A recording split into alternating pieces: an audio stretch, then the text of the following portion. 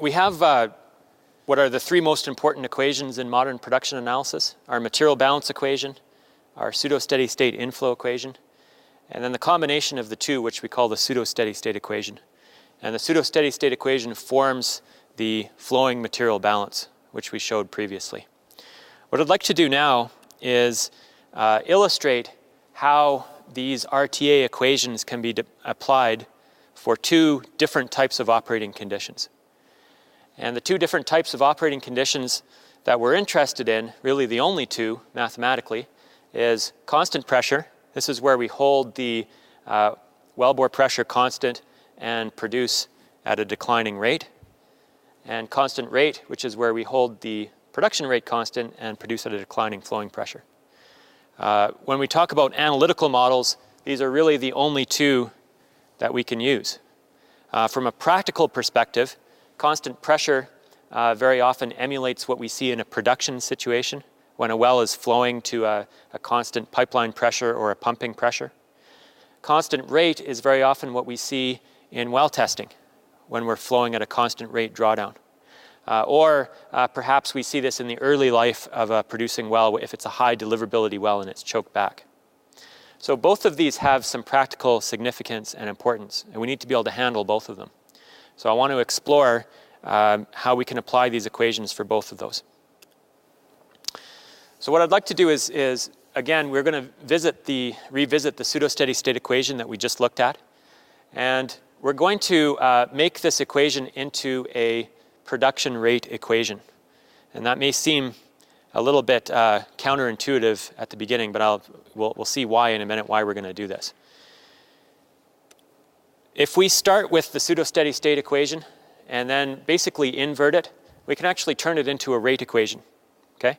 And the reason why we want to do this is because production analysis is a decline type of analysis. Production people want to see the solution starting high and going downwards. So we're going to turn it into a decline equation. Effectively, we're taking the constant rate equation and we're going to turn it into a decline equation.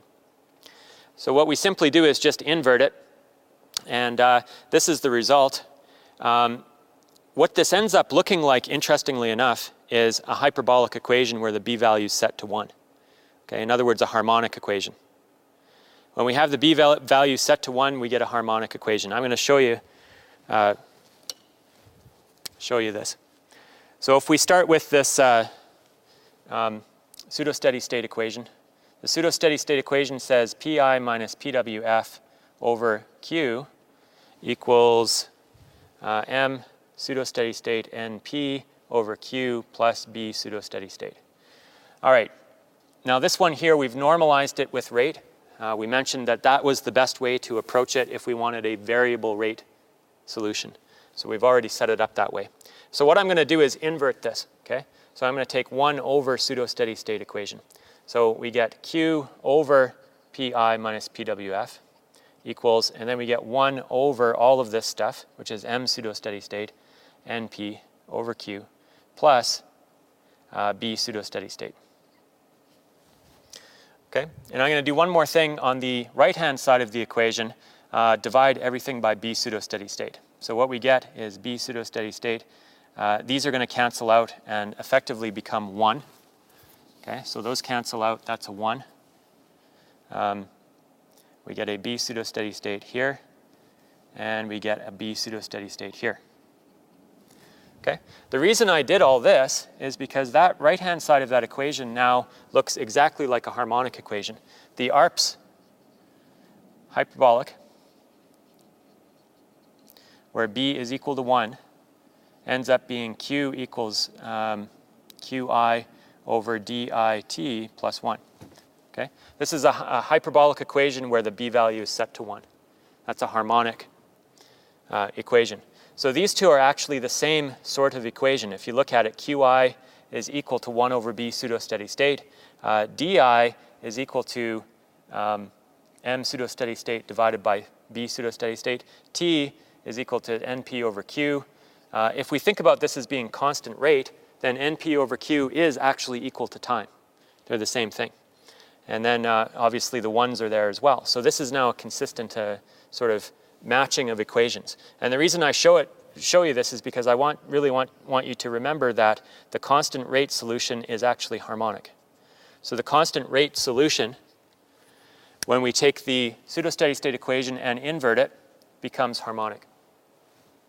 We'll see the significance of this in a few minutes when we compare it to the constant pressure solution. All right, now I want to look at the constant pressure solution. And we're going to start with the same basic equations, but we're going to develop them in a different way. Okay, so the base equations that we're going to start with is P bar equals Pi minus M pseudo-steady state NP, and P bar equals PWF plus B pseudo-steady state times Q. If you recall, this is the material balance equation, and this is the pseudo-steady state inflow equation. Okay? And now what we're interested in is constant pressure. So we've developed an equation for constant rate, which turned out to be harmonic. Now we want to see what the equation is going to be for constant pressure. So we're going to develop an equation for constant pressure. What we're really interested in getting is what is production rate as a function of time for constant pressure in the analytical sense. Okay? So let's develop this. What I'd like to do to start out with is take the derivative of equations 1 and 2. So I'm going to take the derivative of equation 1, and we're going to get dP bar dt equals the derivative of pi. Pi is a constant, so dpi dt is 0. So that's going to go away. And this is going to be m pseudo-steady state as a constant, and this is going to be dnp dt. And now we're going to do the same thing for 2. So the derivative of 2 is going to be d p bar dt equals derivative of the flowing pressure, again, is equal to 0 because it's constant. And we're left with b pseudo-steady state dq dt. Now, the reason we're going to do this is because we're going to set the derivatives equal to each other. So the derivative of 1 is equal to the derivative of 2. In other words, the rate of change of the average reservoir pressure is going to be the same.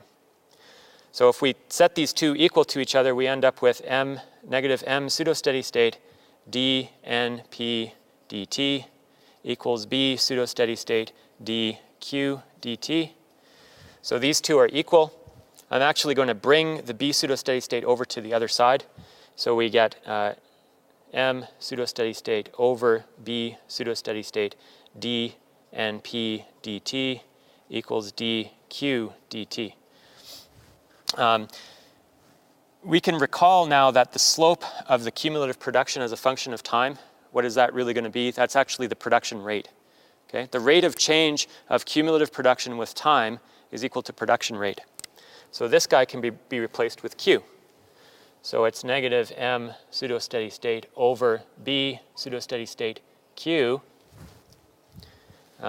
equals dq dt. All right, now what you have remaining here at the bottom is a first order differential equation. And we can solve this by separating variables. Okay, so I'm going to continue on up here. We can separate the variables. What I'm going to do is bring the q over to this side and bring the dt over to this side. So we have m pseudo-steady state over b pseudo-steady state dt equals dq over q. Okay, and now this is relatively easy to solve just by integrating. So I'll put my integral signs on there. This is going to be 0 to t.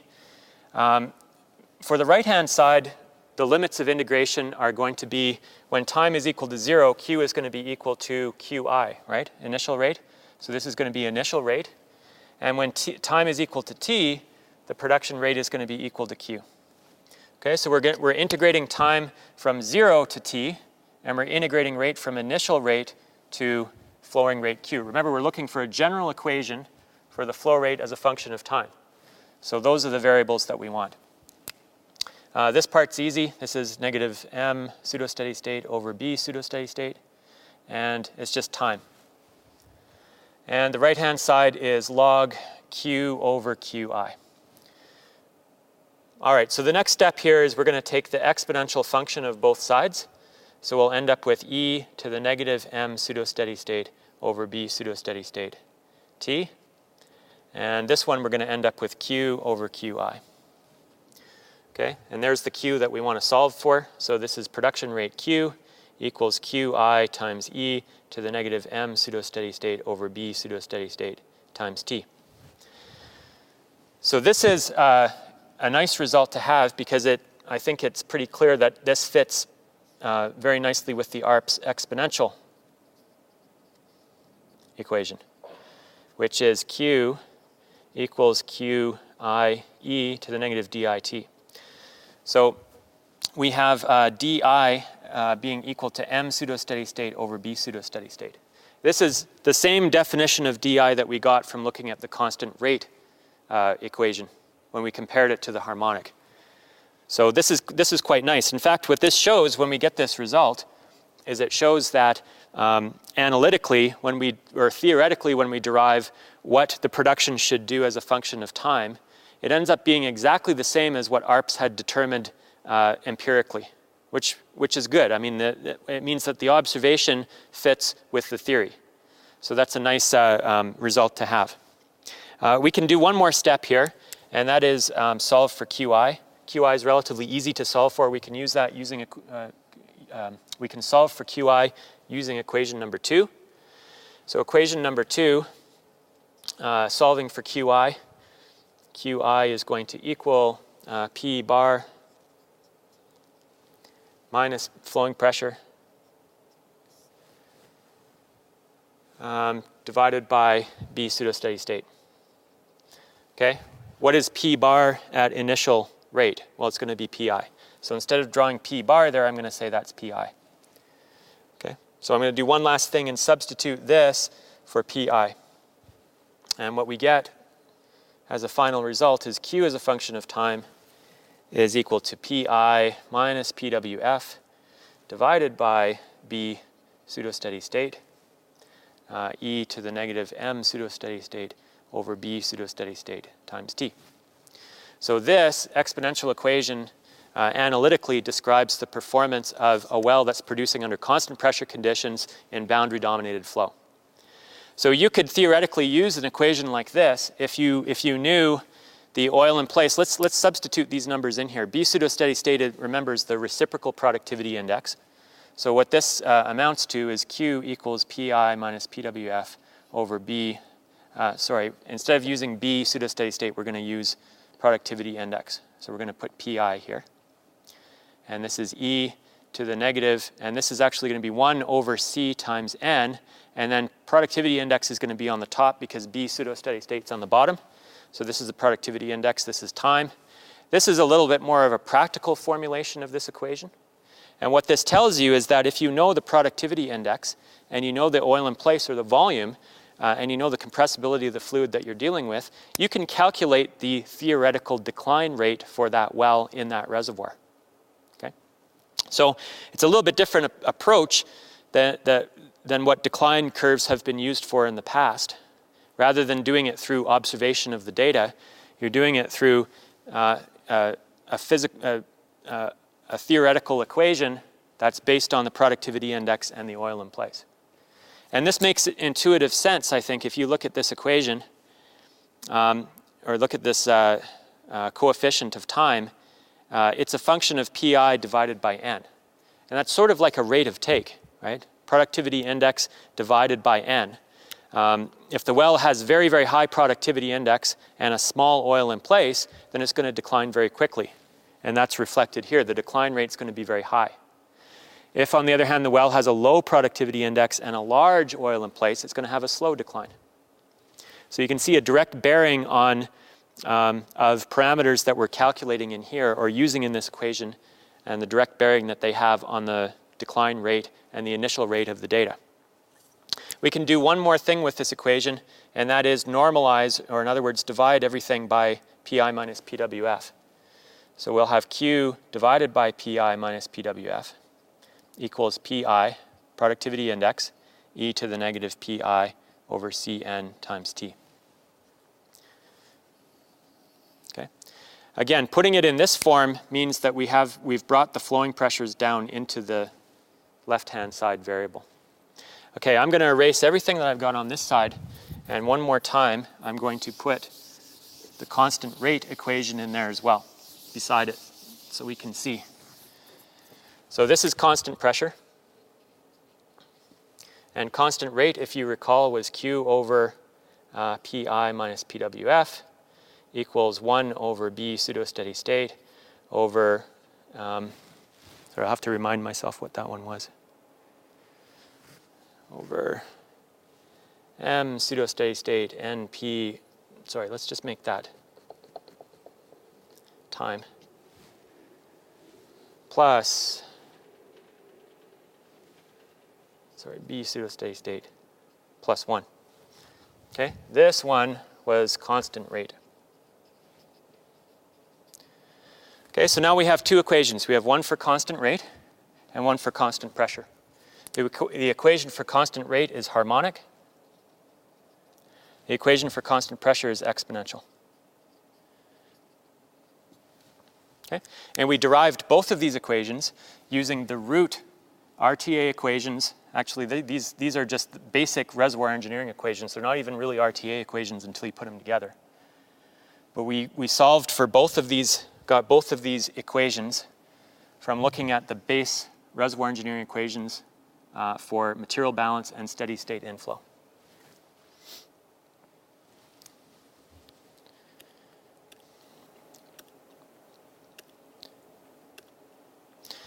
All right, when we plot these equations on a rate versus time plot, we get something that looks like this.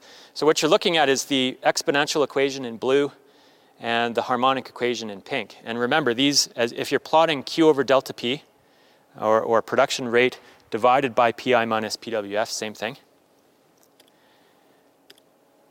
Then what you're really looking at is the constant pressure and the constant rate equations. And remember, these are theoretical equations. So they're derived using the fundamental theories that we talked about. Of interest here is this Q over delta P. You'll see it's reported in both of these cases. This is a critical part of what we're doing. And I think that becomes obvious if you start to look at these together. The only way to plot these two on the same graph and really, have it mean anything, because it's really apples and oranges. One's constant rate, one's constant pressure. The only way to plot them on the same graph is to use a variable like Q over delta P, right? But really, you're plotting two different things here. In the constant rate situation, the flow rate Q is constant, and it's the flowing pressure that's changing. So it's the denominator that's changing. In the exponential or constant pressure case, it's the flow rate that's changing, and the flowing pressure remains constant. So the only way that you can get these on the same graph is to plot this variable Q over delta P. So that's another important result out of all of this. And I'm going to define that so we can all remember what it is as the normalized rate. And it's critically important for anything having to do with RTA. So we always want to look at, any time we're doing anything in RTA, plotting variables that we're going to be interested in are going to be normalized rate or normalized pressure. Normalized pressure is just the inverse. And we saw that already with the flowing material balance, right? So normalized rate is going to be Q over PI minus PWF, which we can call Q over delta P to be short. Okay, the delta P is just the difference between the initial pressure and the flowing pressure. And then if we want this to be normalized pressure, we simply inverse it. So normalized pressure is going to be delta P over Q. Okay? So we're always going to plot that variable. The reason being is because sometimes it's the rate that's changing, sometimes it's the pressure that's changing. Sometimes both of them are changing.